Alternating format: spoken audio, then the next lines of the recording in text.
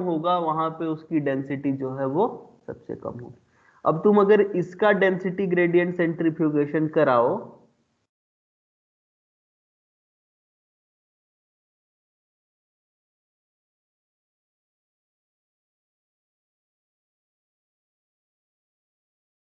तो तुमको 3 बैंड्स मिलेंगे।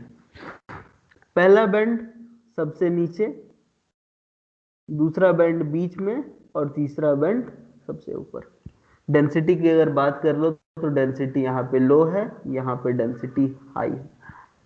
तो कौन सा सबसे ऊपर जो बैंड होगा वो कौन सा बैंड, किसका बैंड होगा? ऐसा डीएनए का सैंपल जिसमें 80 और 80 जो है वो जीसी से ज्यादा है। दूसरा वाला बैंड वो होगा जिसमें 80 का अमाउंट जो है वो जीसी के बराबर है। और सबसे नीचे वो वाला बैंड मिलेगा जिसमें जीसी जो है वो 80 से ज्यादा देखने को मिल रहा है तुमको। तो सेम लेंथ का डीएनए को भी तुम क्या कर सकते हो, डेंसिटी के हिसाब से सेपरेट कर सकते हो। डीएनए ही नहीं, डीएनए के दोनों स्ट्रैंड्स को भी तुम क्या कर सकते हो, डेंसिटी के हिसाब से सेपरेट कर सकते हो। बस तुम क्या कर दो, जब डेंसिटी ग्रेडियंट सेंट्रीफ्यूगेशन कर रहे होगे डीनेचुरेटिंग कंडीशन रख लो।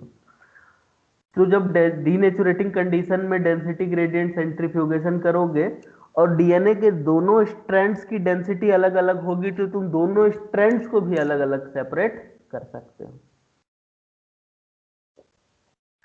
तो इसको बना लो, फिर उसको भी लिख लेते हैं।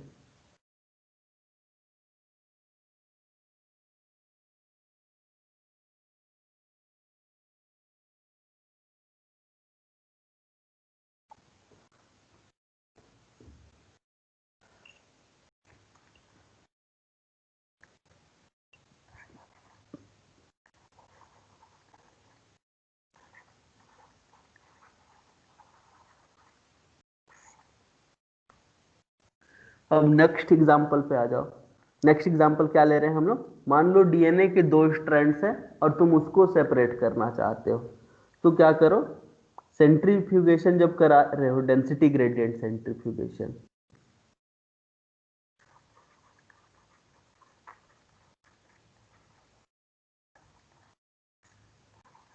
डेंसिटी के बेसिस पे जब तुम दोनों स्ट्रैंड्स को सेपरेट करना चाह रहे हो, तो जब तुम डेंसिटी ग्रेडियंट सेंट्रीफ्यूगेशन कराओगे तो तुम रखोगे डीनेचुरेटिंग कंडीशन। यहाँ पे डेंसिटी है लो, यहाँ पे डेंसिटी है हाई। अंदर में डीनेचुरेटिंग कंडीशन मेंटेन किया हुआ है तुमने।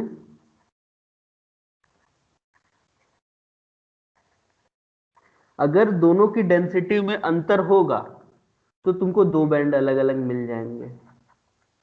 ऐसा स्ट्रैंड जिसकी डेंसिटी कम है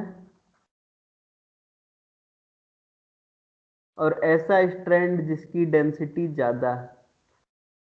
तो मेरे को ये बताओ कि ये जो नीचे वाला स्ट्रैंड उसकी डेंसिटी ज्यादा है कि उसकी डेंसिटी कम है?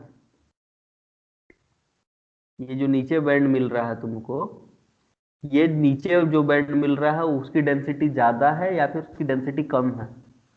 ज्यादा है। तो यहाँ पे स्ट्रैंड की डेंसिटी है ज्यादा, यहाँ पे स्ट्रैंड की डेंसिटी है कम। किसके ऊपर डिपेंड कर सकता है? तो ये डिपेंड कर सकता है तुम्हारे ए और एटी और जीसी के कंपोजिशन पे। हो सकता है ये जो नीचे स्ट्रैंड गया है उसमें जीसी का अमाउंट ज्यादा हो और जो ऊपर स्ट्रैंड रह गया हो उसमें एटी का अमाउंट ज्यादा हो। उसकी वजह से दोनों स्ट्रैंड्स की डेंसिटी जो है वो अलग अलग हो सकती है। तो सेपरेशन हो गया डेंसिटी के हिसाब से। ऐसे ही तुम चाहो तो डीएनए से सैटेलाइट डीएनए को सेपरेट कर सकते हैं। डीएनए से सैटेलाइट डीएनए, जिसको रिपीटेटिव डीएनए भी कहा जाता है, उसको भी सेपरेट कर सकते हैं। करना क्या है बस तुमको, तुमको बस डेंसिटी ग्रेडियंट सेंट्रीफ्यूगेशन कराना है। डेंसिटी लो हाई बार बार लिखने की जरूरत नहीं है, तुम लोग को समझ में आ जाएगा। एक बैंड मिलेगा तुमको बहुत चौड़ा और बाकी जो बैंड है वो मिलेंगे तुमको थोड़े थिन लेकिन बहुत सारे।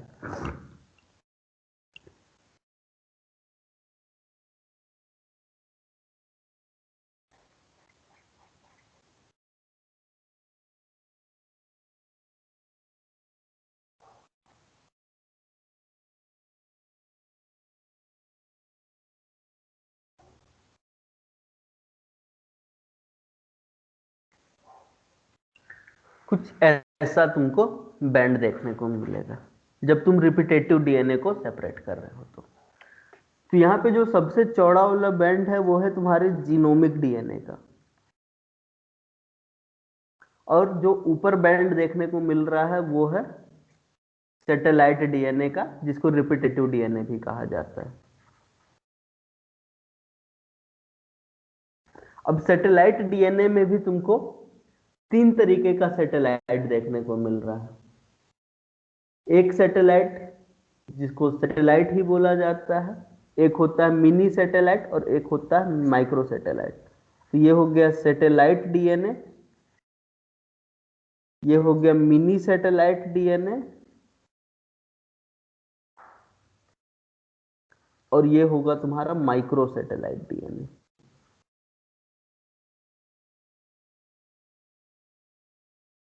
ये जो यहां पे माइक्रो सैटेलाइट डीएनए होता है ना, वहां पे रिपीटेशन होता है लेस देन 6 बेस पेयर का।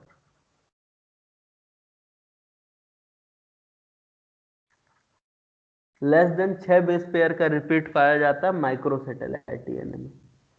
जो मिनी सैटेलाइट डीएनए होते हैं वहां पे रिपीटेशन होता है मोर देन 8 बेस पेयर का, और लगभग 20 से ज्यादा बेस पेयर का रिपीटेशन देखने को मिले तो उसको बोला जाता है सैटेलाइट डीएनए। तो लेस देन 6 बेस पेयर का रिपीट जब तुमको देखने को मिल रहा है तो समझ जाओ कि उसका जो डेंसिटी होगा वो होगा सबसे कम, तो वो सबसे ऊपर में प्रेजेंट होगा। 8 से ज्यादा लेकिन 20 से कम वाला रिपीट जो है उसको मिनी सैटेलाइट कहा जाता है, तो उसका डेंसिटी जो है वो माइक्रो वाले से ज्यादा होगा तो उसका बैंड नीचे मिलेगा। 20 से ज्यादा बेस पेयर के रिपीट जब देखने को तुमको मिलेंगे तो उसको कहा जाएगा सैटेलाइट डीएनए। उसकी डेंसिटी और थोड़ा ज्यादा होगी तो सैटेलाइट डीएनए में सबसे ऊपर बैंड मिलता है माइक्रो सैटेलाइट का। सबसे ऊपर किसका देखने को मिलेगा? माइक्रो सैटेलाइट का। फिर देखने को मिलेगा मिनी सैटेलाइट का, और फिर देखने को मिलेगा सैटेलाइट डीएनए का। सबसे नीचे जो बैंड मिलता है वो जीनोमिक डीएनए का बैंड होता है।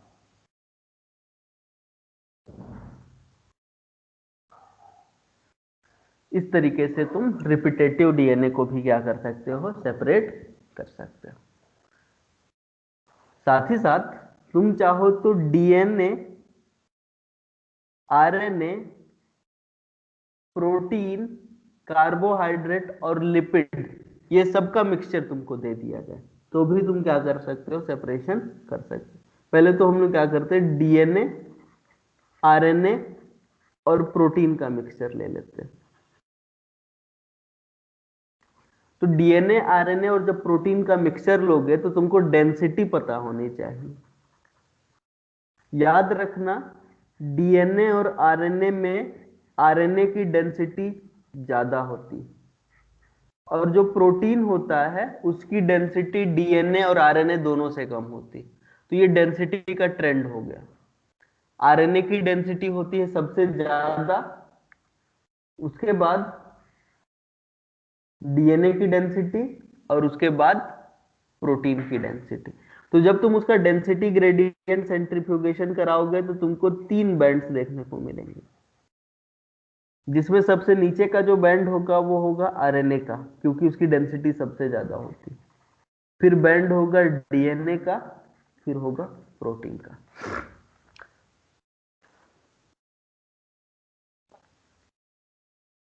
तो डीएनए, आरएनए और प्रोटीन के मिक्सचर को भी तुम डेंसिटी ग्रेडियंट सेंट्रीफ्यूगेशन के थ्रू सेपरेट कर सकते हो, और यहाँ पे सेपरेशन डेंसिटी के बेसिस पे होगा। और डीएनए, आरएनए और प्रोटीन के मिक्सचर में सबसे ज्यादा डेंसिटी होती है आरएनए की, उसके बाद डीएनए की, उसके बाद प्रोटीन की। सेम वहीं पे तुमको क्या कर दिया जाए, लिपिड का मिक्सचर, कार्बोहाइड्रेट का मिक्सचर, प्रोटीन का मिक्सचर, डीएनए और आरएनए का मिक्सचर दे दिया जाए, और उस बोला जाए कि तुम इसका डेंसिटी ग्रेडियंट सेंट्रीफ्यूगेशन करो। तो तुम आसानी से इसका डेंसिटी ग्रेडियंट सेंट्रीफ्यूगेशन कर सकते हो, तुमको टोटल 5 बैंड्स मिलेंगे।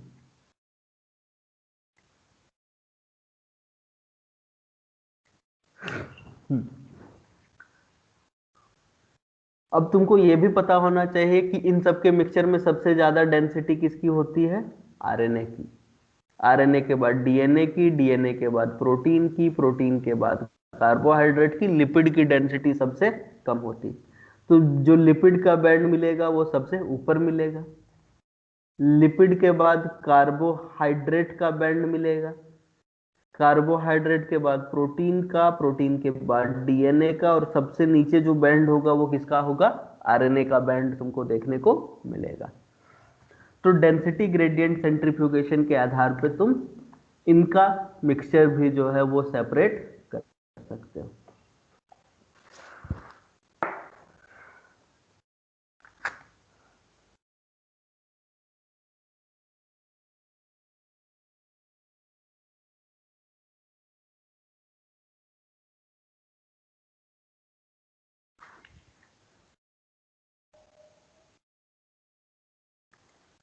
और इसके अलावा तुम सुपर क्वाइल्ड डीएनए और नॉर्मल डीएनए जो होता है, लीनियर डीएनए, उन दोनों को भी क्या कर सकते हो?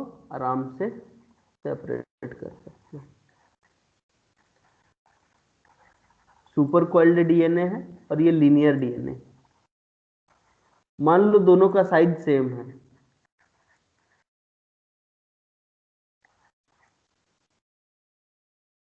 यहाँ पे हमने सुपर क्वाइल्ड डीएनए लिया हुआ है, सुपर क्वाइल्ड डीएनए के साथ साथ लीनियर डीएनए लिया हुआ है, और ऐसा मान रहे हैं कि दोनों का जो साइज है वो है सेम। तो तुम इन दोनों के सैंपल को भी डेंसिटी ग्रेडियंट सेंट्रीफ्यूगेशन के साथ क्या कर सकते हो? सेपरेट कर सकते हो। बस तुमको इनको ईटीबीआर से ट्रीट करना पड़ेगा। ईटीबीआर से ट्रीट करने के बाद जब तुम इसका डेंसिटी ग्रेडियंट सेंट्रीफ्यूगेशन कराओगे तो तुम आसानी से सेपरेट कर पाओगे इन दोनों के सैंपल को। अब ईटीबीआर से ट्रीट करने का फायदा क्या होगा? याद करो, ईटीबीआर को हमने कहा है इंटरकैलेटिंग एजेंट। वो जाके डीएनए में क्या हो जाता है? इंटरकैलेट हो जाता है। और जब डीएनए में इंटरकैलेट हो जाता है तो वो पॉजिटिवली सुपर कोइलिंग इंड्यूस कराता है डीएनए में। अब मान लो कि कोई एक लीनियर डीएनए, लीनियर डीएनए का मतलब रिलैक्स डीएनए है, उसमें ईटीबीआर जाएगा तो पॉजिटिव सुपर कोइलिंग इंड्यूस करेगा। लेकिन यहाँ पे ये डीएनए जो है वो पहले से सुपर कोइल्ड है, पहले से सुपर कोइल्ड है, तो उसको ईटीबीआर बाइंड करने के बाद उसकी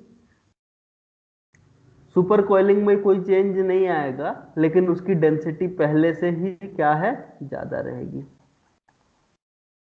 तो सुपर कोइल्ड डीएनए का जो बैंड है वो मिलता है नीचे, और लीनियर डीएनए का जो बैंड है वो मिलता है ऊपर। ईटीबीआर से ट्रीट करने के बाद हम लोग चाहे तो लीनियर और सुपर कोइल्ड डीएनए का भी सेपरेशन कर सकते हैं। जब सेपरेशन करोगे तो सुपर कोइल्ड डीएनए का बैंड मिलेगा नीचे, मतलब हाई डेंसिटी की तरफ, और लीनियर डीएनए मिलेगा ऊपर।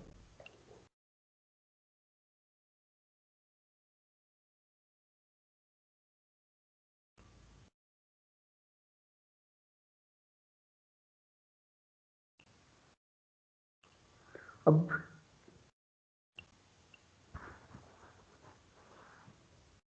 ईटीबीआर का रोल क्या है यहां पे, वो भी लिख लेते हैं। ईटीबीआर क्या करता है? It causes unwinding of DNA,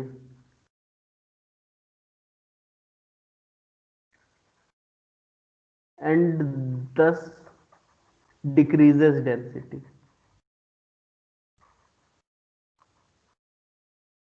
ईटीबीआर क्या करता है? तो ईटीबीआर जाके डीएनए के साथ बाइंड करता है, और बाइंड करने के बाद डीएनए की अनवाइंडिंग करवाता है। डीएनए की अनवाइंडिंग जब होती है तो डीएनए का जो डेंसिटी होता है वो डिक्रीज हो जाता है। अब यहाँ पे देखो दो तरीके का डीएनए हम लोग के पास, एक लीनियर है और एक सुपर कॉइल्ड डीएनए। जो लीनियर डीएनए है वो फ्री है, वो कितने भी ईटीबीआर के साथ बाइंड कर सकता है, जबकि सुपर कॉइल्ड वाला डीएनए जो होता है वो लिमिटेड नंबर ऑफ ईटीबीआर के साथ बाइंड करेगा, और जब वो लिमिटेड नंबर ऑफ ईटीबीआर के साथ बाइंड करेगा तो उसकी डेंसिटी कम नहीं होगी उतनी ज्यादा, उसकी डेंसिटी लीनियर डीएनए की तुलना में ज्यादा हो जाएगी। तो यहाँ पे बाइंड विथ लेस ईटीबीआर, जबकि ये जो लीनियर डीएनए है इट बाइंड विथ हाई ईटीबीआर, और जब वो हाई ईटीबीआर के साथ बाइंड करेगा तो उसकी डेंसिटी जो है वो कम हो जाएगी। अब ये लेस ईटीबीआर के साथ बाइंड किया हुआ है सुपर कोइल्ड वाला डीएनए, तो उसकी डेंसिटी जो होगी वो क्या होगी, ज्यादा होगी। और डेंसिटी ग्रेडियंट सेंट्रीफ्यूगेशन के द्वारा सेम साइज का अगर तुम्हारे पास डीएनए है सुपर कोइल्ड और लीनियर, तो दोनों को भी तुम आराम से सेपरेट कर सकते हो by using density gradient centrifugation.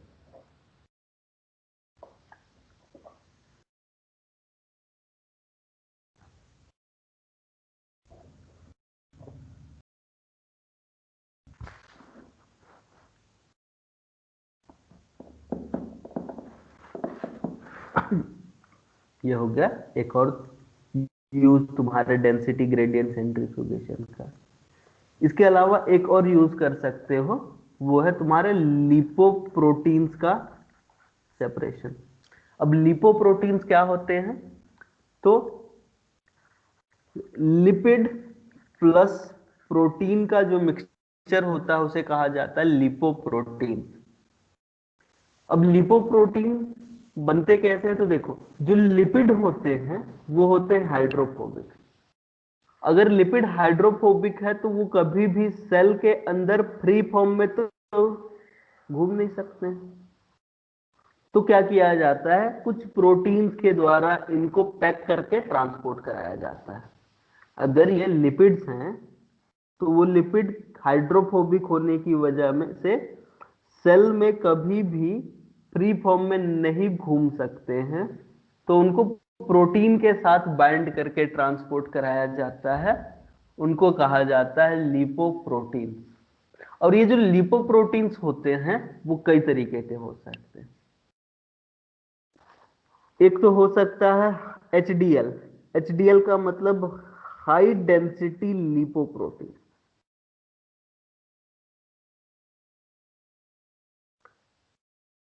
एक होता है एलडीएल। एलडीएल का मतलब निकल के आता है लो डेंसिटी लिपोप्रोटीन।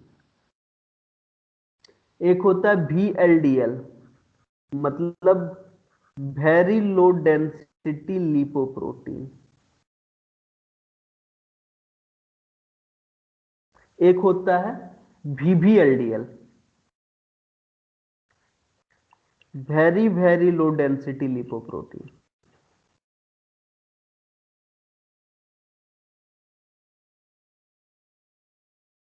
इतने तरीके के लिपोप्रोटीन तुमको देखने को मिल सकते हैं।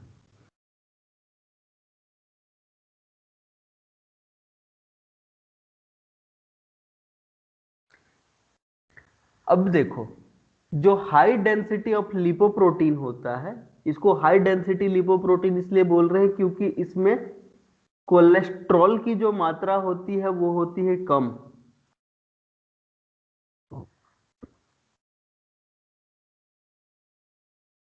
कोलेस्ट्रॉल है कम, प्रोटीन है ज्यादा, तो प्रोटीन की डेंसिटी ज्यादा होने की वजह से इसको कहा जाता है high density lipoprotein. Low density lipoprotein में कोलेस्ट्रॉल होता है ज्यादा, प्रोटीन होता है कम। वेरी लो डेंसिटी लिपोप्रोटीन में क्या देखने को मिलेगा, अच्छा उसके साथ ही साथ यहां पे एलडीएल में कोलेस्ट्रॉल तो है ज्यादा, लेकिन इसमें फैटी एसिड कम होता है। जो VLDL होता है उसमें कोलेस्ट्रॉल होता है, कोलेस्ट्रॉल के साथ फैटी एसिड भी ज्यादा देखने को मिल रहा होता है, प्रोटीन बहुत कम होता है। और जो VVLDL होता है वो मोस्टली ऑफ द केसेस में फैटी एसिड ही होते हैं, बहुत छोटे छोटे साइज के। तो ये चीज याद रखना है तुम लोग को। क्या याद रखना है कि जो हाई डेंसिटी लिपोप्रोटीन होता है उसमें कोलेस्ट्रॉल कम होता है, प्रोटीन ज्यादा होता है। जो लो डेंसिटी लिपोप्रोटीन्स होते हैं उसमें प्रोटीन का अमाउंट ज्यादा होता है। अब लो डेंसिटी लिपोप्रोटीन जो है वो 3 तरीके का हो सकता है, LDL, VLDL, VVLDL। जो LDL होता है उसमें क्या देखने को मिलता है तुमको, कोलेस्ट्रॉल ज्यादा, फैटी एसिड कम। जो VLDL होता है उसमें कोलेस्ट्रॉल भी ज्यादा, फैटी एसिड भी ज्यादा। और जो तुम्हारा VVLDL होता है उसमें ओनली फैटी एसिड ही ज्यादा देखने को मिल रहा होता है तुमको। अब क्वेश्चन ये उठता है कि जब हम लोग इसका डेंसिटी ग्रेडियंट सेंट्रीफ्यूगेशन कराएंगे तो क्या होगा। तो चलो डेंसिटी ग्रेडियंट सेंट्रीफ्यूगेशन करा लेते हैं इनका।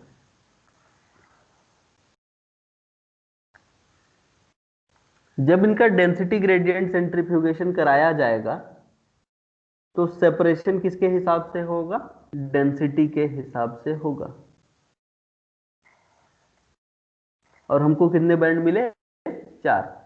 कैसे, तो देखो हाई डेंसिटी लिपोप्रोटीन नाम ही इसलिए है क्योंकि इसकी डेंसिटी क्या होती है, ज्यादा। लो डेंसिटी लिपोप्रोटीन नाम ही इसलिए है क्योंकि इसकी डेंसिटी होती है कम।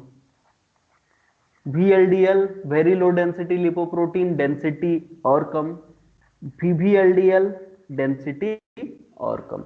इस तरीके से तुम्हारा HDL, LDL, VLDL और VVLDL का जो साइज होता है उसको तुम डेंसिटी ग्रेडियंट के हिसाब से सेपरेट कर सकते हो। अब देखो कई बार ये पूछ लिया जाता है कि तुम्हारे बॉडी के लिए गुड कोलेस्ट्रॉल कौन सा है और बैड कोलेस्ट्रॉल कौन सा है। तो देखो HDL जो होता है वो तुम्हारे लिए होता है गुड कोलेस्ट्रॉल,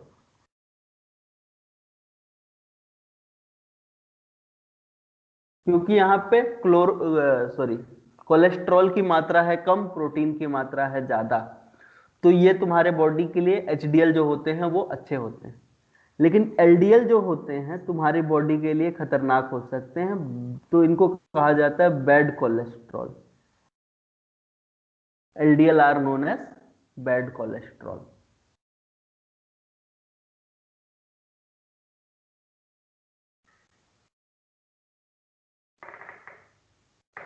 और ये जो VVLDL होते हैं इनको एक और नाम से जाना जाता है, काइलोमाइक्रोन से। अब ये जो VVLDL होते हैं उनमें फैटी एसिड का अमाउंट जो होता है वो सबसे ज्यादा होता है। और फैटी एसिड जो होते हैं वो हाइड्रोफोबिक होते हैं, तो ये ब्लड ब्रेन बैरियर जो होता है उसको आराम से क्रॉस कर सकते हैं। और ब्लड ब्रेन बैरियर को क्रॉस करके ब्रेन में जा सकते हैं और ब्रेन में न्यूरोसाइकेट्रिक इफेक्ट दिखा सकते हैं। जैसे कि अल्कोहल जो होता है, अल्कोहल होता है VVLDL, काइलोमाइक्रोन। अल्कोहल जो होता है वो हाइड्रोफोबिक होता है, हाइड्रोफोबिक होने की वजह से ही वो ब्लड और ब्रेन का बैरियर जो है वो क्रॉस कर सकता है और ब्रेन में जाके कुछ रीजन के साथ बाइंड कर सकता है। अब ये चीज याद रखना है तुम लोग को, ब्लड से कोई भी चीज जो है वो ब्रेन में नहीं जा सकती। कौन कौन सी चीजें जा सकती है, तो वही चीजें जो ब्लड और ब्रेन का बैरियर पार कर सकती हैं वही चीजें जो है वो ब्रेन में जा सकती। ग्लूकोज जा सकता है क्योंकि वहां पे ग्लूकोज के ट्रांसपोर्टर पाए जाते हैं ब्रेन में, तो ग्लूकोज जो है वो ब्लड से चला जाता है तुम्हारे ब्रेन में। उसके अलावा जो हाइड्रोफोबिक चीजें हैं वो प्लाज्मा मेम्ब्रेन को क्रॉस करके डायरेक्टली ब्रेन में जा सकती हैं। लेकिन जो हाइड्रोफिलिक चीजें हैं, पोलार चीजें हैं, वो तभी ब्रेन में जाएंगी जब वो ब्लड ब्रेन बैरियर को पार कर पाएंगी। और ब्लड ब्रेन बैरियर को तभी वो लोग पार कर पाएंगे जब ब्लड ब्रेन बैरियर के ऊपर प्रोटीन्स हों जो इन पोलर मॉलिक्यूल को ट्रांसपोर्ट होने के लिए जगह दे।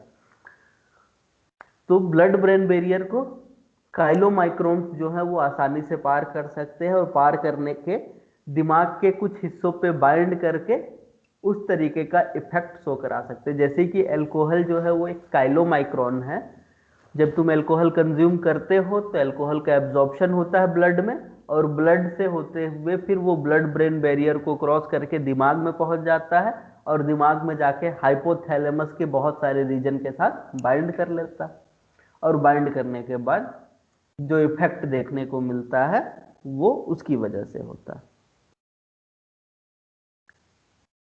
तो ये लिपोप्रोटीन को भी तुम यहां पे क्या कर सकते हो, सेपरेट कर सकते हो डेंसिटी ग्रेडियंट सेंट्रीफ्यूगेशन के आधार पे। तो ये तो हो गया तुम्हारा डेंसिटी ग्रेडियंट सेंट्रीफ्यूगेशन।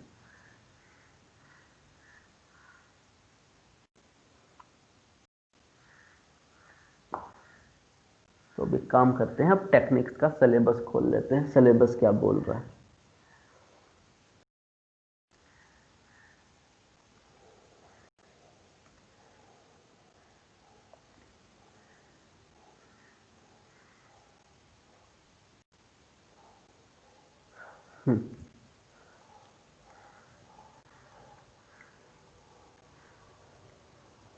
अब सिलेबस में देखो तो क्या क्या चीजें हम लोग पढ़ चुके हैं।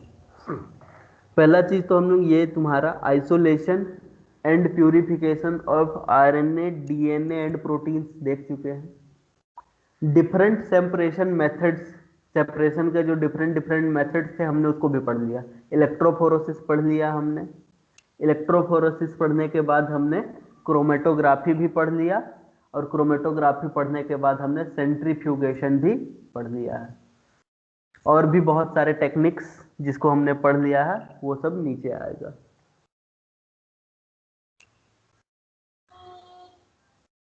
अब ये जो चीजें हैं वो सब बची हुई हैं यहाँ से। ये तो तुम्हारा इलेक्ट्रोफोरेसिस हो गया, डीएनए आरएनए एंड प्रोटीन का analysis bye 1 and 2 dimensional gel electrophoresis, isoelectric focusing. Cloning बचा हुआ है पूरा का पूरा, क्लोनिंग, एक्सप्रेशन, ये सब चीजें बची हुई हैं।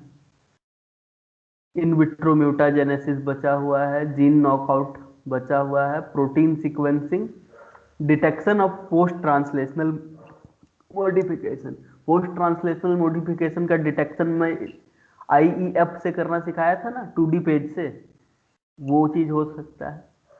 तो प्रोटीन सीक्वेंसिंग बच गया, डीएनए सीक्वेंसिंग बच गया, जीनोम सीक्वेंसिंग बच गया, analysis of gene expression. Analysis of gene expression सिखा दिया हूं मैं।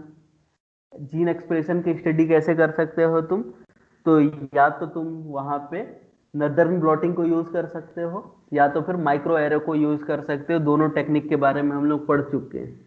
तो तुम आरएनए और आरएनए के लेवल पे तुम प्रोटीन का एक्सप्रेशन पढ़ना सीख चुके हो, प्रोटीन के लेवल पे भी सीख चुके हो वेस्टर्न ब्लॉटिंग का यूज करके। यहाँ पे लिखा हुआ है जैसे माइक्रो एरे टेक्नोलॉजी।